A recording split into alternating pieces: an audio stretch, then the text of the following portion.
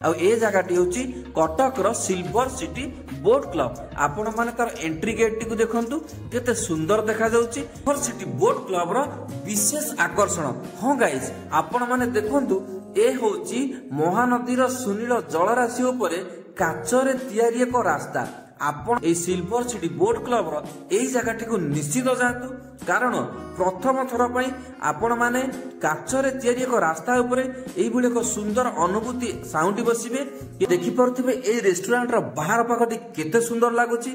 आ ए restaurant रो गोटे विशेष आकर्षण अछि।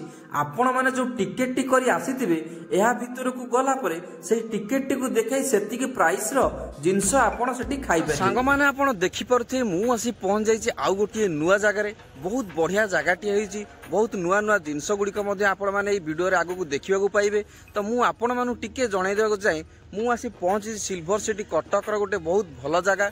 आ से जगहटर ना मु आपण मानु वीडियो रे जणाई देबी।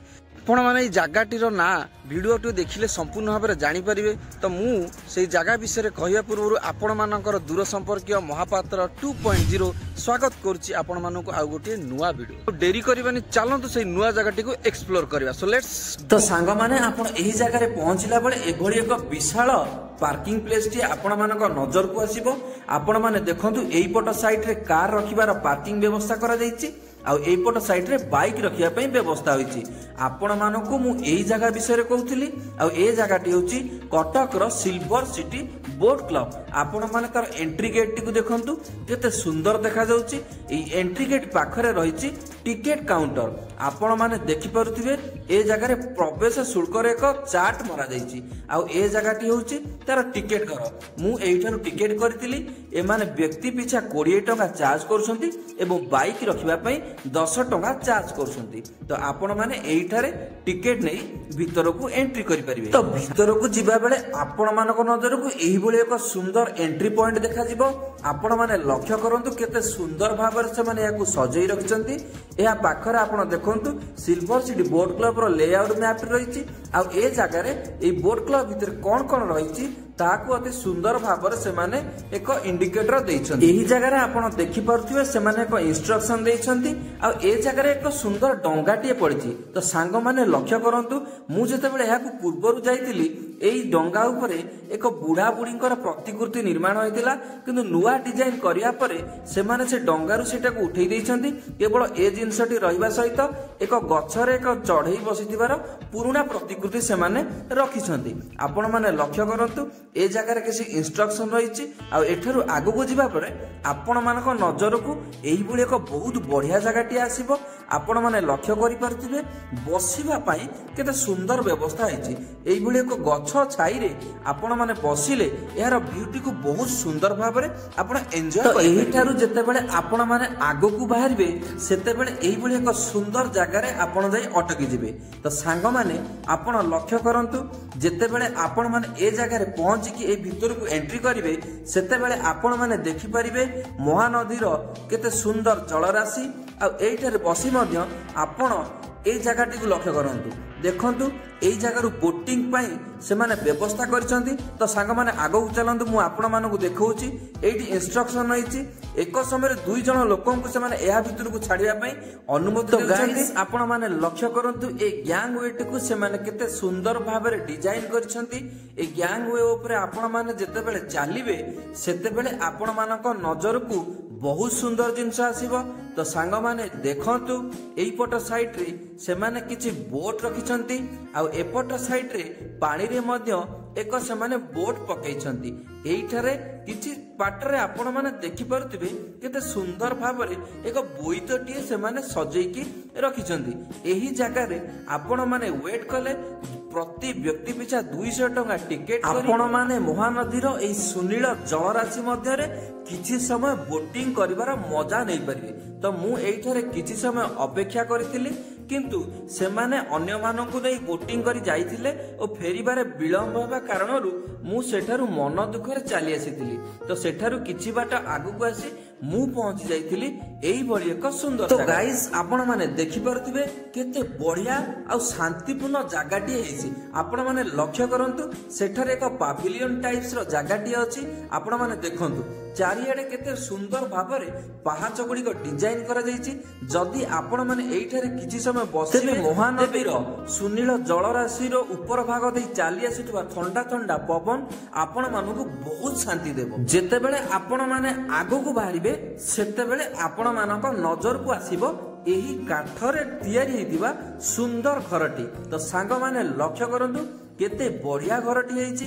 ଏହାର ଛାତକୁ ଟିକେ ଆପଣ ମାନେ ଦେଖନ୍ତୁ, ଏହାର ଡିଜାଇନଟା ନିହାତି ଭାବରେ ମନକୁ ଭାରି ଭଲ ଲାଗିବ। ତ ଏଇଠାରେ ଏକ ଇନଷ୍ଟ୍ରକ୍ସନ ରହିଛି, ଏଠାରୁ ଯେତେବେଳେ ଆପଣ ମାନେ ଆଗକୁ ଯାଇ ପହଞ୍ଚିବେ ସେ ଜାଗା ଉପରକୁ ମାତ୍ର 20 ଜଣ ଲୋକ ହିଁ ଯିବେ। ସାଙ୍ଗମାନେ ଇଏ ହଉଛି ସିଲଭର ସିଟି ବୋଟ କ୍ଲବର ବିଶେଷ ଆକର୍ଷଣ।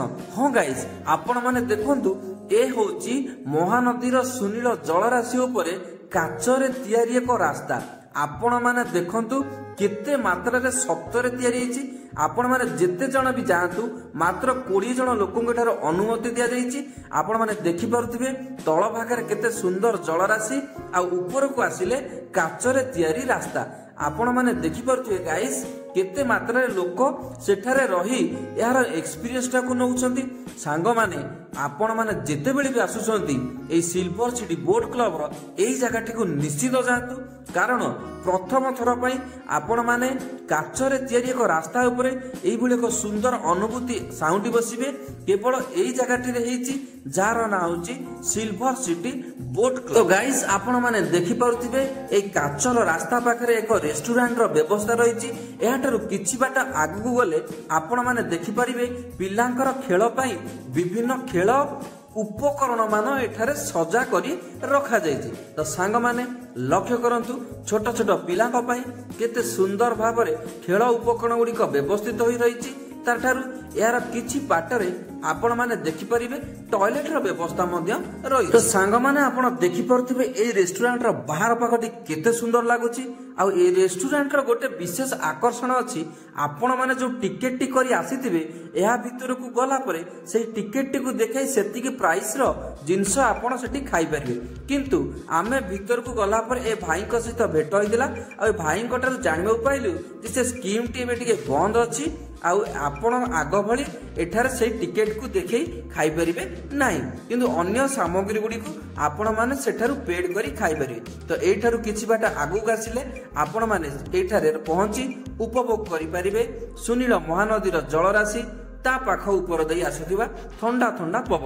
ତ ସିଲଭର ସିଟି ବୋଟ କ୍ଲବର ଏହି ଜାଗାଟି ବହୁତ ଶାନ୍ତି ଲାଗିବ ଆଉ ବହୁତ ବଢିଆ ଜାଗାଟିଏ ମଧ୍ୟ ହେଇଛି। ଆପଣ ମାନେ ଦେଖନ୍ତୁ କେତେ ସୁନ୍ଦର ଜଳରାଶି ଆଉ କେତେ ସୁନ୍ଦର ଜାଗାଟିଏ। ତ ଗାଇସ୍ ଆପଣ ମାନଙ୍କୁ ଏହି ଜାଗାଟି ସନ୍ଧ୍ୟା ସମୟରେ ବହୁତ ଭଲ ଲାଗିବ, କାରଣ ଲାଇଟ୍ ଭିତରେ ପାଣି ଝରୁଥିବାର ଦୃଶ୍ୟ ମନକୁ ନିଶ୍ଚିତ ଚୋରି ନେବ। ଏଇଠାରେ ରହିଛି ମୁକ୍ତ ଆକାଶ ରଙ୍ଗମଞ୍ଚ। ଆପଣ ମାନେ ଲକ୍ଷ୍ୟ କରିପାରୁଥିବେ କେତେ ସୁନ୍ଦର ଭାବରେ ଏ ଜାଗାଟିକୁ ଡିଜାଇନ କରାଯାଇଛି। ସୁନ୍ଦର ସୁନ୍ଦର ଗଛ ଲାଗିଛି, ପାଚେରୀ ଦେହରେ କେତେ ରଙ୍ଗ ବେରଙ୍ଗ ହୋଇଛି ଆଉ ଏ ହଉଛି ସେଇ ମୁକ୍ତ ଆକାଶ ରଙ୍ଗମଞ୍ଚ। ତ ଗାଇସ୍ ଆପଣ ମାନେ ଲକ୍ଷ୍ୟ କରିପାରୁଥିବେ କେତେ ସୁନ୍ଦର ଭାବରେ ଏହାକୁ ଡିଜାଇନ କରାଯାଇଛି। ଆପଣ ମାନେ ଯେତେବେଳେ ଏହା ଭିତରକୁ ଏଣ୍ଟ୍ରି କରିବେ ତ ଆପଣ ମାନଙ୍କୁ ବହୁତ ଭଲ ଲାଗିବ। ତ ସାଙ୍ଗମାନେ ଲକ୍ଷ୍ୟ କରନ୍ତୁ କେତେ ବଡ ଜାଗାଟିଏ ବାଲକୋନି ଟାଇପ୍ସ ର ମଧ୍ୟ କରାଯାଇଛି। ବହୁତ ବଢିଆ ଭାବରେ ଏହାକୁ ଡିଜାଇନ କରାଯାଇଛି। ଆପଣ ମାନଙ୍କ ମନକୁ ନିଶ୍ଚିତ ଭାବରେ ଏହି ଜାଗାଟି ଚୋରେଇ ନେବ, ବହୁତ ଭଲ ଲାଗିବ। ଆପଣ ମାନେ ଦେଖିପାରୁଥିବେ କେତେ ବଡ ଜାଗାଟିଏ କରାଯାଇଛି ଆଉ କିଭଳି ଭାବରେ এই মুক্ত আকাশ রঙ্গমঞ্চটিକୁ ডিজাইন দিয়াଯାଇଛି। তো গাইজ ଆପଣ ମାନେ এই সিলভর সিটি ବୋଟ କ୍ଲବଟିକୁ ভিজিট କରି ଫେରିବା ବେଳେ ଥ୍ୟାଙ୍କ ୟୁ ଭିଜିଟ୍ ଏଗେନ୍ ଲେଖାଟି ଆପଣ ମାନଙ୍କୁ ନିଶ୍ଚିତ ଦେଖାଯିବ। ତ ସାଙ୍ଗମାନେ ଇଏ ଥିଲା ଆଜି ସିଲଭର ସିଟି ବୋଟ କ୍ଲବର ଏକ ସୁନ୍ଦର ଭିଡିଓଟି। ଯଦି ଆପଣ ମାନଙ୍କୁ ଭିଡିଓଟି ଭଲ ଲାଗିଛି ତାହେଲେ କମେଣ୍ଟ କରି ଜଣାଇବେ। ପୁଣି ଦେଖା ହେବ ଆପଣଙ୍କ ସହିତ ଆଉ ଗୋଟେ ନୂଆ ଭିଡିଓରେ।